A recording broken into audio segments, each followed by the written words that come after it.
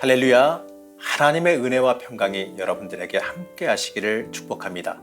오늘 함께 보실 하나님의 말씀은 예레미야서 10장 6절에서 7절 말씀입니다. 여호와여, 주와 같은 이 없나이다. 주는 크시니 주의 이름이 그 권능으로 말미암아 크시니이다. 이방 사람들의 왕이시여, 주를 경외하지 아니할 자가 누구리이까? 이는 주께 당연한 일이라.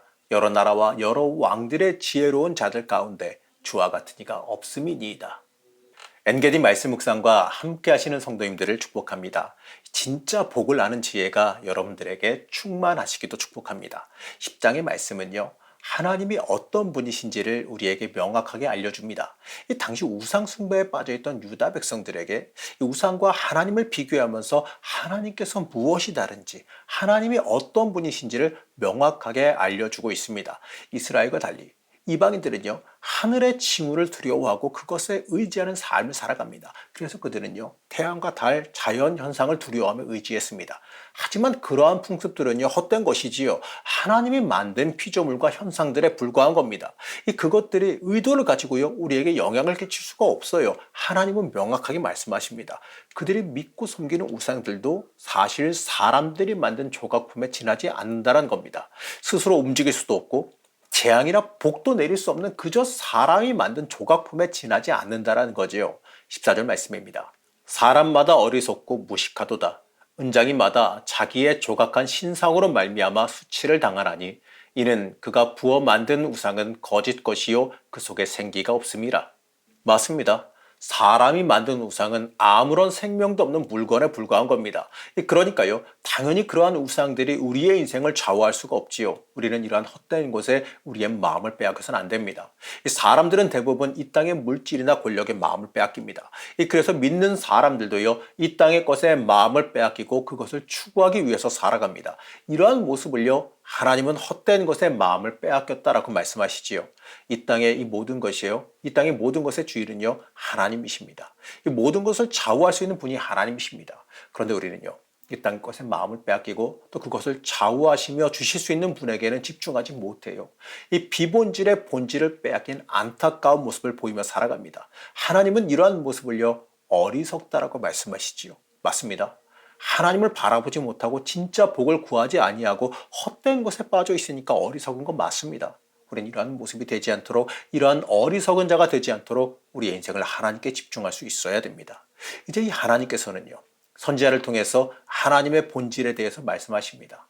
여호와여, 주와 같은 이 없나이다. 주는 크시니 주의 이름이 그 권능으로 말미암아 크시니이다. 이방 사람들의 왕이시여, 주를 경외하지 아니할 자가 누구리이까? 이는 주께 당연한 일이라. 여러 나라와 여러 왕들의 지혜로운 자들 가운데 주와 같은 이가 없음이니이다. 맞습니다. 하나님 같은 분은 없습니다. 모든 것을 만드시고 모든 것의 주인 되시는 하나님 같은 분은 없습니다. 하나님은 영원하며 크십니다. 우리가 진짜 두려워해야 되며 경외해야 되는 분이 하나님이십니다. 우리는 이 사실을요, 절대로 잊지 말아야 됩니다. 이제 이 예레미야 선지자를 통하여서요, 예루살렘이 침략당할 것에 대해서 예언하십니다. 그리고 그 침략으로 인하여서 엄청난 고난이 다가올 것이라 말씀하시지요. 이처럼요, 하나님의 뜻에 순종하지 않고 인간적인 생각으로 이 땅의 유익만을 구하며 살아가는 삶은요, 패망하게 되는 겁니다. 이것은요, 당시만이 아니라 현대를 살아가는 우리에게도 그대로 적용돼요. 하나님 떠나면 패망합니다. 우리는 이 사실 잊지 말아야 됩니다. 이제 이 예레미야 선지자는 이렇게 고백합니다. 23절 말씀입니다. 여호와여, 내가 알거니와 사람의 길이 자신에게 있지 아니하니 걸음을 지도함이 걷는 자에게 있지 아니하니이다. 23절 말씀에서도 명확하게 고백하지요. 사람의 길이 자기에게 있지 않다라고 고백합니다. 맞습니다. 우리가 이 인생을 계획할지라도, 우리가 우리의 인생과 삶을 계획할지라도 그 계획이 되게끔 하나님께서 만드셔야지요.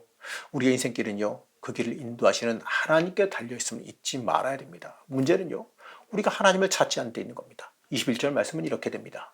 목자들은 어리석어 여호와를 찾지 아니하므로 형통하지 못하며 그 모든 양떼는 흩어졌도다. 여호와를 찾지 않는 행위 그 자체가 어리석다라고 말씀하시지요. 그리고 여호와를 찾지 않았기 때문에 형통하지 못하다라고 말씀하십니다. 맞습니다. 하나님을 찾지 않는 사람은 정말 어리석은 사람입니다. 하나님께서 모든 세상을 주관하신다는 것을 인정하지 않는 사람이지요. 하나님의 이 전능성을 인정하지 않는 사람은요, 하나님을 찾지 않을 수가 없습니다. 사랑하는 성도 여러분, 우리는 하나님의 전능성을 인정하며 살아가야 됩니다. 하나님의 전능성을 우리가 인정한다면 우리는 하나님 찾으며 살아가야 됩니다. 우리의 인생을 통하여서 하나님을 부르짖으며 살아가야 됩니다. 여러분, 이러한 영적인 지혜가 충만하시기를 축복합니다. 우리는 하나님 찾는 지혜가 충만해야 됩니다. 우리의 인생은요, 멸망의 길이 아니라 복이 있는 삶을 살아가야 되기 때문에 그렇습니다. 하나님께서는요, 지금 이 시간도 우리가 온전히 하나님 앞으로 회개하고 돌아오기를 기다리십니다. 우리의 인생이 하나님께 달려있다는 그 사실을 잊지 마시기 바랍니다. 세상 권세, 세상 유익, 세상 물질이 우리의 인생을 복되게 하지 못합니다. 모든 것은 하나님께 달려있다는 그 사실을 잊지 마시기 바랍니다.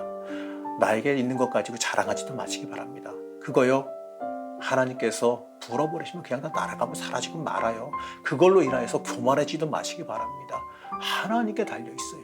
우리가 자랑해야 될 것은요, 내가 무엇을 가지고 있느냐, 무엇을 하고 있느냐, 이게 아니에요. 우리가 자랑해야 될 것은요, 내 주인 되시는 하나님입니다. 하나님이 나와 함께 하신다는 그 사실을 자랑해야 되는 겁니다. 여러분, 여호와를 찾는 삶, 하나님께 복받을 만한 삶을 이 땅에서 살아가시기를 간절히 축복합니다. 만물의 주인 되시는 하나님, 우리가 하나님을 외면하고 헛된 것들에게 마음을 빼앗겼던 이 죄악을 용서하여 주시옵소서.